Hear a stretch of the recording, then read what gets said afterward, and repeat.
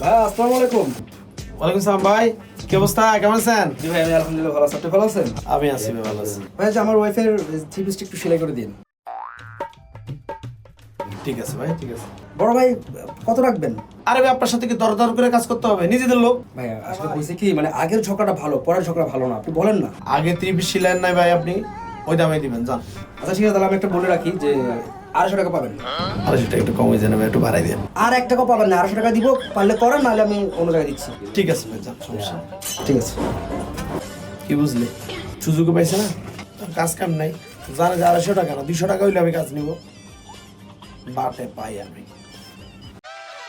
বড় ভাই, হ্যাঁ, ওই যে আপনার ভাবির জামাটা একটু সেলাই করে দেন। আচ্ছা ঠিক আছে। ঠিক আছে, আমি আসি। কই যাবেন ভাই? ভাই কি দিছেন? 3 পিস? হ্যাঁ, থ্রি পিস। তো দরদার করে যাবেন না এই সময়? দরদারের কি আছে? গত মাসে তো সেলাই করলাম। ভাই গত মাসের হিসেবে এই মাসে করে লাভ নাই। একটা সিলাইতে আপনার 1200 টাকা লাগবে। মানে গত মাসে তো 250 টাকা দিছিলেন। 250 টাকার দিন শেষ, 1200 টাকার বাংলাদেশ। ওমা, 1200 টাকার দিন শেষ, 250 টাকার বাংলাদেশ, টাকা নাকি?